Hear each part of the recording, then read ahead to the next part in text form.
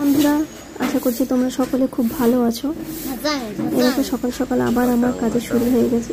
হাত পা দেখতে পাচ্ছি সব চারধার ভিজা। কালকে প্রচুর পরিমাণে রাত্রে বৃষ্টি হয়েছে আর আবহাওয়াটা প্রচুর পরিমাণে ঠান্ডা হয়েছে। যে জায়গায় দিনে দুটো করে ফ্যান চালাতে হয়েছিল সেই জায়গায় এখন রাতে গায়ে ঢাকা নিয়ে শুতে হচ্ছে। তো মোটামুটি দুদিন ধরে খুব ভালো মতো বৃষ্টি হলো। এই বৃষ্টি হওয়াতে কি হলো, গাছের ছাদের ফুলগুলো আর নিচে যত আমাদের গাছ আছে খুব সুন্দর গাছের পাতাগুলো লাগছে, ঝলমলা লাগছে, ভালো লাগছে। বৃষ্টি হলে কি গাছের পাতাগুলো খুব ভালো লাগে। যতই গাছে জল দাও কিন্তু বৃষ্টির একটা ছোঁয়া গাছের মধ্যে একটা আলাদা রকম সৌন্দর্য একটা ফুটিয়ে আনে। তো খুব ভালো লাগে। গাছের ওপরে ফুলও অনেক ফোটা শুরু হয়েছে। তো এই দেখেন আমার ছেলে বসে আছে, দুষ্টুমি করছে। বিছানাটা আমার একদম অগোছালো হয়ে পড়ে আছে, বিছানাটা আমি গোছ করিনি। আমাদের অল্টারনেট করে শুই। যখন দেখি আমাদের উপর খুব গরম লাগছে সেদিন আমরা নিচের ঘরে শুই, আর যখন মোটামুটি উপরে ওয়েদারটা মোটামুটি ঠান্ডা থাকে সেদিন আমরা উপরে ঘুমিয়ে যাই। তো বিশেষ করে উপর নিচে শুলে একদিকে সুবিধা কি, বারবার করে সিঁড়ি দিয়ে উপরে উঠতে হয় না, নিচে সব কিছু কাজকর্ম হয়, রান্নাবান্না সব মোটামুটি সব নিচেই করি। ওপরটা মোটামুটি আমাদের ওই উপরে পায়রা ছাড়তে আসা হয় উপরে, আর তোমার দাদাভাই উপরে ছাদে যদি স্নান করে ছাদে আসে, আর আমি ওপরে বাথরুম ইউজ করি, ওই বাথরুমে উপরে আসা হয়।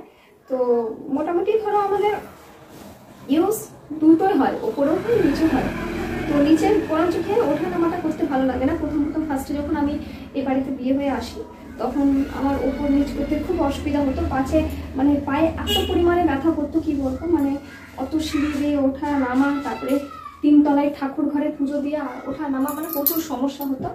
তো এখন যেমন থাকতে থাকতে মোটামুটি একটা অভ্যেস হয়ে গেছে, এখন আর অতটা সমস্যা হয় না, এখন মোটামুটি অভ্যেস হয়ে গেছে। তো সকালে মোটামুটি সব কাজ হয়ে গেছে। আজকে আবার ছেলের এক্সাম ছিল, আজকে ছেলের বেঙ্গলি এক্সাম ছিল, বাংলা দিয়ে আসলো পরীক্ষা। বাংলা দিয়ে এসে মোটামুটি বলছে তো মা ভালো হয়েছে পরীক্ষা, আমি জানি না কি পরীক্ষা হয়েছে না হয়েছে, বাচ্চাদের তো কথা। তো কেমন রেজাল্ট হয় সেটা এখন চিন্তায়। পরীক্ষা হলে মা বাবার চিন্তা প্রচুর পরিমাণে পড়ে থাকে, কারণ কি করাবো, কি করছে, কি করতে পারছে, মৌখিকে কি বলতে পারলো, মাথা হ্যাং করতে থাকে। মৌখিক যখন ধরবে জিজ্ঞেস করবো ছুটির সময় যে বাবু তুমি মৌখিক সব পেরেছ, কি ধরেছিল বলো তো? বলছে আমি তো ভুলে গেছি মা কি ধরেছিল। তাহলে আর কি, বাচ্চাদের ওইখানে পরীক্ষার টাইমে মেন টাইম, পরীক্ষার দিনগুলোকে তোমাকে বোঝাতে নিয়ে যেতে হবে। তার আগে যদি ওর মাথায় কিছু বোঝানো হয়, 2 দিন আগে 3 দিন আগে কি পড়েছো বাবু, বলতে পারবো না তো, মনে নেই, তাহলে কি বলবে বলো বাচ্চাদের?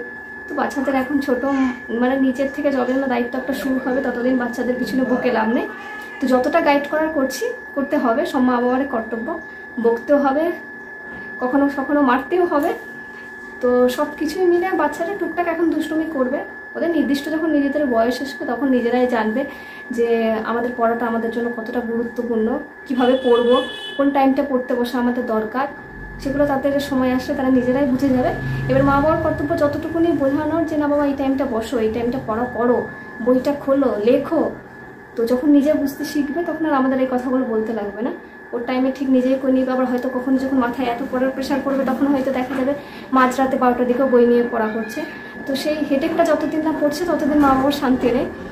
যতদিন বলে করাতে মা বাবার মাথার সময় রেগে যায়। সারাদিন ধরো কাজকর্ম করতে তার মধ্যে পড়বো বলতে বাচ্চাদের মাথা পাগল হয়ে যায়। আর ওরা ভাবে যে মা পড়তে বসতে বললে তখন বসবো, নইলে পড়তে বসবো না।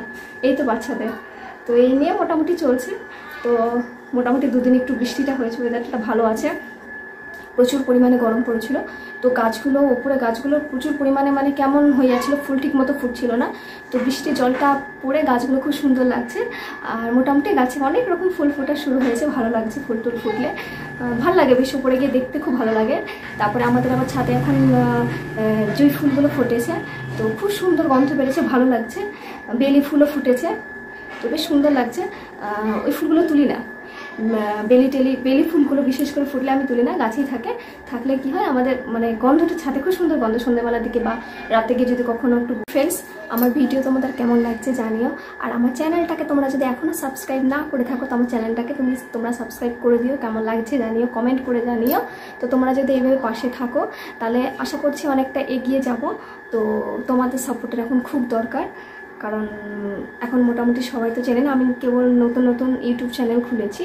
তো তোমরা একে একে বন্ধুরা পাশে থেকো, আশা করছি তাহলে একটু দাঁড়িয়ে যেতে পারবো, এগোবো, আরও তোমাদের নিত্য নতুন ভিডিও দেওয়ার চেষ্টা করব। আর তোমরা এভাবে যেন পাশে থেকো আমার।